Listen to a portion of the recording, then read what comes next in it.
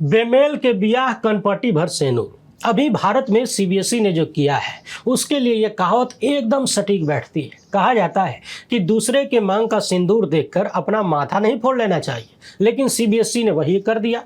जबरदस्ती का डिजिटल बनने और दिखने के चक्कर में अपनी छिछालेदर तो करवा ही लिया, साथ ही साथ देश के लाखों बच्चों का भविष्य अधर में लटका दिया। यही होता है जब आप अपनी असल परिस्थिति को देखे समझे बिना माथा फोड़ के सुहागन बनने की कोशिश करते हैं। दुनिया के तमाम बोर्ड या यूनिवर्सिटी में इस तरह से कॉपियां चेक होती होंगी, मगर सवाल यह है कि क्या परिस्थितियां भी बराबर हैं? जवाब है कि बिल्कुल नहीं। और यहीं पर सीबीएसई फंस गया। न जाने किसने जबरिया फंसा दिया और देश के लाखों बच्चों करोड़ों लोगों को त्रिशंकु बना दिया। आइए आज सीबीएसई कांड पर पूरे मामले को एकदम आसान भाषा में विस्तार से समझते हैं कि कैसे वो लोग जिनकी अपनी शिक्षा पर हजारों सवाल उठ चुके हैं, जो अपनी डिग्री छुपाने के लिए न जाने देश के संसाधन का कितने करोड़ रुपया फूंक चुके हैं, उन्होंने एक तो देश के जेन जी का भविष्य बर्बाद किया, दूसरे खुली चुनौती भी दे रहे हैं और कहीं न कहीं ये दिखाने दर्शाने की कोशिश कर रहे हैं कि इस देश का जेन जी काकरोच ही है। वो शब्द यूं ही नहीं निकला था। जिस तरीके से लगातार नीट का पेपर लीक हो रहा है, सीबीएसई कांड हो गया और सीयूईटी परीक्षा में भी तरह तरह की गड़बड़ियां सामने आ रही हैं। देश में लगभग 100 पेपर आउट हो चुके हैं पिछले कुछ ही सालों में। ये सब इस बात का प्रमाण है कि बड़ी बड़ी कुर्सियों पर बैठे अनपढ़ और कुपढ़ लोगों ने देश के जेन जी को खुला चैलेंज दे दिया है कि न पढ़ा हूं न पढ़ने दूंगा जी। काहे कि पढ़ लिख गए तो काम मांगोगे, इसके बाद मेरे काम का हिसाब मांगोगे। शायद सत्ताधीशों को ऐसा भारत नहीं चाहिए। तो आइए एकदम आसान भाषा में समझते हैं कि ऑन स्क्रीन मार्किंग यानी ओएसएम क्या है, सीबीएसई इसे क्यों लागू करना चाहता था, दावे क्या थे और इसे लागू करने का प्रयास कितना पुराना है, तैयारी में कैसी कमी रह गई, कौन कौन सी समस्याओं पर सीबीएसई ने बिल्कुल ध्यान ही नहीं दिया, विद्यार्थियों की शिकायत क्या है, कितने विद्यार्थियों ने दोबारा कॉपी जांचने के लिए एप्लीकेशन दिया, सीबीएसई ने खुद कौन सी गड़बड़ियों को माना है, कॉपी जांचने वाले टीचर्स को क्या क्या समस्याएं झेलनी पड़ी और कैसे वर्तमान सत्ता ने हर चीज को बिजनेस मॉडल में बदल दिया है। शिक्षा हो, स्वास्थ्य हो, धार्मिक मामले हो, हर जगह से पैसा आना चाहिए बस। इसके अलावा जिस कंपनी को ठेका दिया गया उसको लेकर भी ढेर सारे सवाल हैं। साथ ही ये भी समझेंगे कि क्या ऑन स्क्रीन मार्किंग यानी ओएसएम गलत है या फिर गलत जगह पर है। और अंत में 5 बेहद महत्वपूर्ण सवाल लेंगे जिनका जवाब सत्ताधारी लोग कभी नहीं देंगे और ये इस बात का प्रमाण है कि वो लोग इस देश के जेन जी को खुला चैलेंज कर रहे हैं। चैलेंज क्या है उसे भी समझना है, इसलिए वीडियो को आखिर तक देखिएगा। माँ बाप, बच्चे और पूरा परिवार सालों साल जिस रिजल्ट के लिए इंतजार करते हैं, जिस रिजल्ट पर उनका भविष्य टिका होता है, उसी का वर्तमान सत्ताधारियों ने कैसे तबाह किया है देखते जाइए। पहली बार है तो चैनल को सब्सक्राइब करके घंटी बजा दीजिए टान से। हर वीडियो को लाइक और शेयर करना आपकी जिम्मेदारी है। इसके अलावा आप जानते हैं कि हम किसी धन्ना सेठ या राजनीतिक दल के दम पर चलते नहीं, तभी खुलकर आपके मुद्दों पर बात हो पाती है। हमारा काम पसंद आता हो तो इस QR कोड या फिर मोबाइल नंबर का प्रयोग करते हुए जो भी हो सके आर्थिक सहयोग भेजने का प्रयास जरूर करें। बहुत बहुत धन्यवाद। सबसे पहले तो ये जानिए कि ओएसएम होता क्या है। दरअसल अब तक होता यह था कि छात्र परीक्षा हाल में कॉपी पर उत्तर लिखते थे, कॉपी बोर्ड के पास जाती थी, वहां टीचर्स उसे जांचते थे और जांचने के बाद नंबर दे देते थे। यानी फिजिकल रूप में हार्ड कॉपी टीचर्स के हाथों में होती थी चेक करने के लिए। लेकिन तभी अमृतकाल के सीबीएसई को महसूस हुआ कि चलो आज कुछ तूफानी करते हैं। यानी 2026 में अचानक उन्हें महसूस हुआ कि चलो इस साल कुछ तूफानी करते हैं और तूफानी कर दिया। मैं ये बात इसलिए कह रहा हूं क्योंकि साल 2013-14 में ही कुछ विषय और कुछ रीजनल ऑफिस में सीबीएसई ने ओएसएम का प्रयोग किया था। कुछ जगहों पर प्रयोग सफल रहा, कुछ समस्याएं आई, इसके कारण पूरे देश में इसे लागू नहीं किया गया। फिर 2024-25 में सीबीएसई के भीतर यह प्रस्ताव था कि पहले कम बच्चों पर इसका पायलट प्रोजेक्ट लाया जाए, कुछ सब्जेक्ट पर अप्लाई किया जाए। लेकिन चूंकि सीबीएसई को तूफानी करना था तो उसने तूफानी कर दिया। तो जैसा कि हमने बताया, पहले हार्ड कॉपी टीचर्स के हाथों में जाती थी जांचने के लिए। अब तूफानी करने के चक्कर में सीबीएसई ने कॉपी को पहले स्कैन करके डिजिटल फॉर्म में बनाने का फैसला लिया और टीचर से कह दिया गया कि आप लोग कंप्यूटर और लैपटॉप में झांक झांक के डिजिटल कॉपी को देखिए, जांचिए और मार्किंग करिए, यानी बच्चों को नंबर दीजिए। यानी अब बच्चा परीक्षा हॉल में कॉपी लिखता है, फिर वो आंसर बुक स्कैन होती है, फिर स्टूडेंट की पहचान छिपाने के लिए कुछ प्रोसेस होता है, फिर वो कॉपी पोर्टल पर अपलोड होती है और एग्जामिनर कंप्यूटर स्क्रीन पर देखकर मार्क देता है। ये मार्क सॉफ्टवेयर में एंटर होते हैं और सॉफ्टवेयर टोटल को जोड़ता है ताकि टोटलिंग में गड़बड़ी ना हो। यानी अब इस प्रोसेस को 4 फेज में कर दिया गया है: writing, scanning, marking and submission. अब आप सोच रहे होंगे कि जब कॉपीज को टीचर्स द्वारा ही चेक करना है तो फिर जबरदस्ती का एक प्रोसेस बढ़ाने की क्या जरूरत है? पहले कॉपी स्कैन कराओ, फिर डिजिटल कॉपी बनाओ, पोर्टल पर अपलोड करो, ये सारा चक्कर घिनी बनाने की क्या जरूरत थी? इसके बाद टीचर लोग घंटों घंटों स्क्रीन पर बैठ के झांकते रहे, नंबर देते रहे।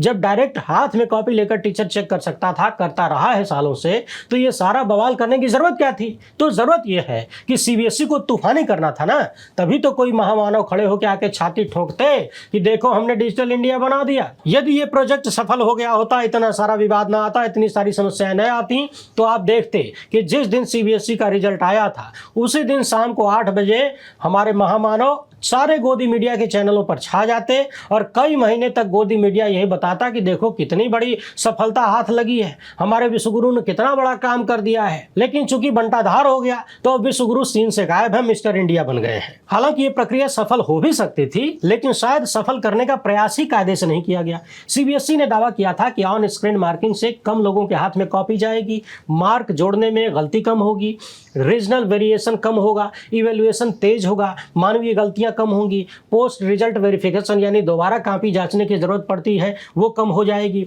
मगर सीबीएसई के ये सारे दावे 15 लाख का जुमला साबित हुए।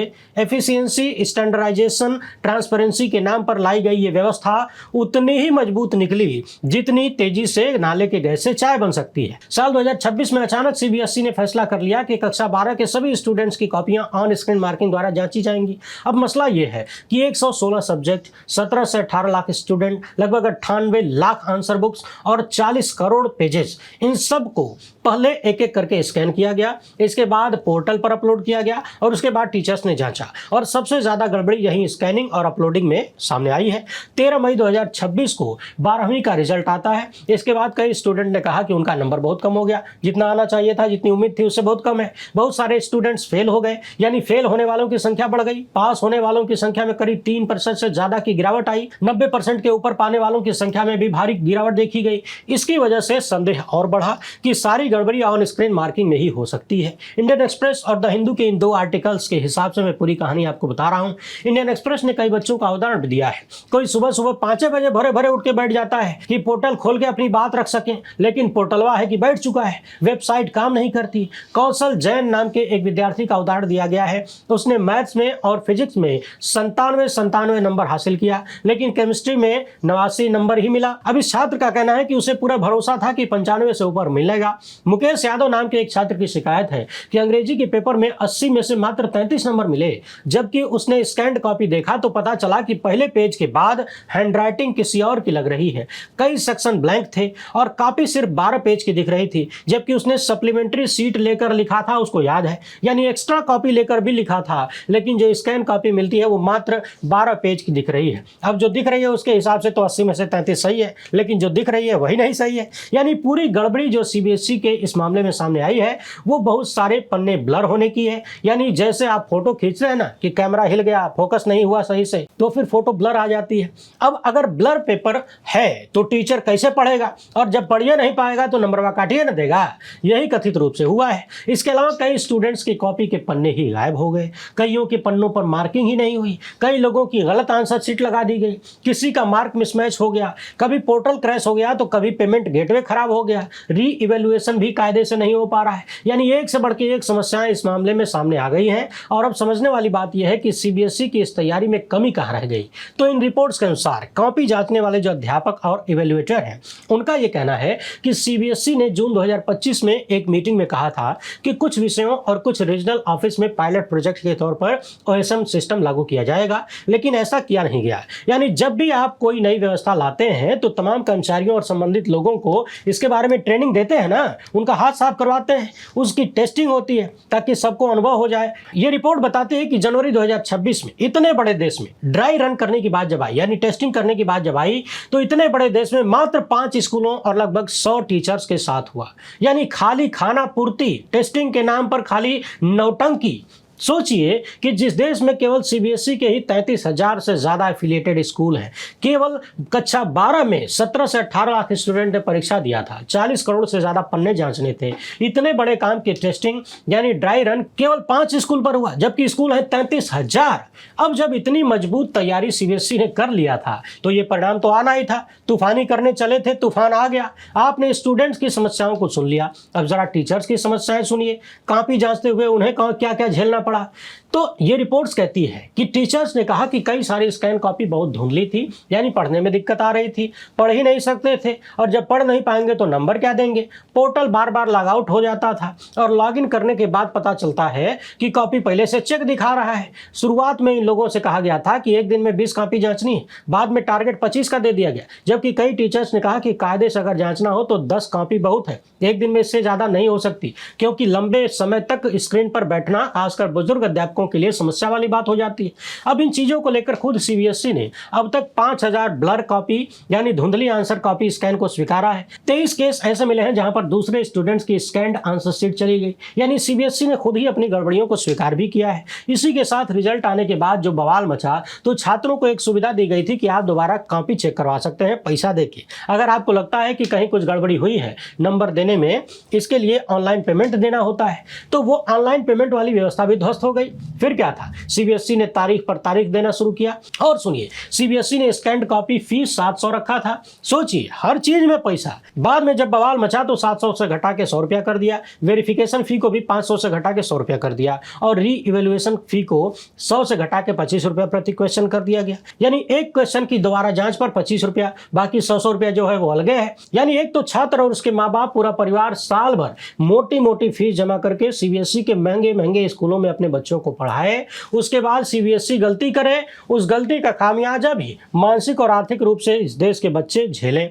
सोचिए कि भ्रष्टाचार और लापरवाही के इतने सारे नतीजे देश के जो युवा अपनी भरी जवानी में, बल्कि जवान होने से पहले ही देख रहे हैं, वो क्या सोच रहे होंगे कि ये देश कैसे लोगों के हाथों में है, कैसे नपुंसक और निकम्मे लोगों के हाथों में है। मगर इन सब के बाद भी कोई जिम्मेदारी, कोई जवाबदेही नहीं। सीबीएसई यूनियन एजुकेशन मिनिस्ट्री के अंतर्गत आता है। एजुकेशन मिनिस्टर है धर्मेंद्र प्रधान। लोग लगातार सालों से परीक्षाओं में गड़बड़ी को लेकर सवाल उठाते रहे, इस्तीफा मांगते रहे हैं, लेकिन धर्मेंद्र कहते हैं कि अरे हम ही रहूंगा प्रधान। जब तक देश के युवाओं का हौसला तोड़ेंगे नहीं, तब तक अपनी कुर्सियां छोड़ेंगे नहीं। सीबीएसई की जिम्मेदारी थी, केंद्र सरकार की जिम्मेदारी थी, मोदी शाह की जिम्मेदारी थी, धर्मेंद्र प्रधान की जिम्मेदारी थी कि ऐसी व्यवस्था लागू करने से पहले महीनों तक, कम से कम साल भर, 6 महीने तक उसको अलग अलग जगह पायलट प्रोजेक्ट के तौर पर चलाया जाए, ताकि सारी खामियां सामने आ जाएं। अगर महीनों तक पायलट प्रोजेक्ट चला गया होता तो स्कैन करने में जो समस्याएं आई है, कॉपियां बदलने की जो समस्याएं आई है, इन सब का पहले से पता चल जाता और इतनी बड़ी समस्या खड़ी ना होती। दरअसल ऑन स्क्रीन मार्किंग अपने आप में गलत नहीं है,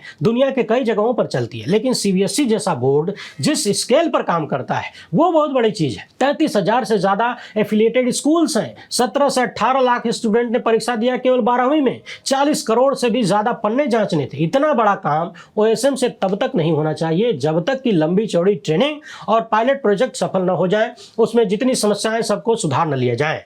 कैम्ब्रिज और आईबी जैसे बोर्ड्स ओएसएम का प्रयोग करते हैं, लेकिन ये भी तो देखिए कि उनकी क्षमता क्या है, उनकी टेक्निकल क्षमता क्या है, और उनके स्टूडेंट्स की, उनके स्कूल की संख्या क्या है, उनकी कॉपियों की संख्या क्या है। वही बात जो शुरुआत में मैंने कहा कि बेमेल के ब्याह कनपटी भर सेनुर, यानी अपनी जरूरत, अपनी क्षमता देखे बिना आप कूद पड़े दुनिया के जाने माने बोर्ड्स की नकल करने। लेकिन कहा जाता है कि नकल करने के लिए भी अकल होनी चाहिए, और अकल पढ़ने लिखने से आती है, पढ़ने लिखने से डिग्री भी मिलती है, और पढ़ लिख के जो डिग्री मिलती है उसको छिपाने की जरूरत नहीं पड़ती। अब इस पूरी समस्या से 5 बड़े गंभीर सवाल निकलते हैं। पहला ये कि साल 2013-14 में इंफ्रास्ट्रक्चर इशू के कारण सीबीएसई ने ओएसएम को नेशनल लेवल पर लागू नहीं किया था, तो अचानक से 2026 में लगभग 12 साल बाद इकट्ठे 116 सब्जेक्ट, 98 लाख आंसर सीट पर यह व्यवस्था क्यों थोप दिया गया। दूसरा सवाल, सीबीएसई का दावा है कि हमारे यहाँ 3 लेयर्स क्वालिटी चेक की व्यवस्था थी। यदि ऐसी व्यवस्था थी तो फिर 5000 ब्लड स्कैन और 23 रॉन्ग आंसर सीट के सामने कैसे आ गया सीबीएसई। अब जब इतनी सारी गड़बड़ियां सामने आ गई है तो स्टूडेंट्स आपकी 3 लेयर सिक्योरिटी का अचार बनाएगा।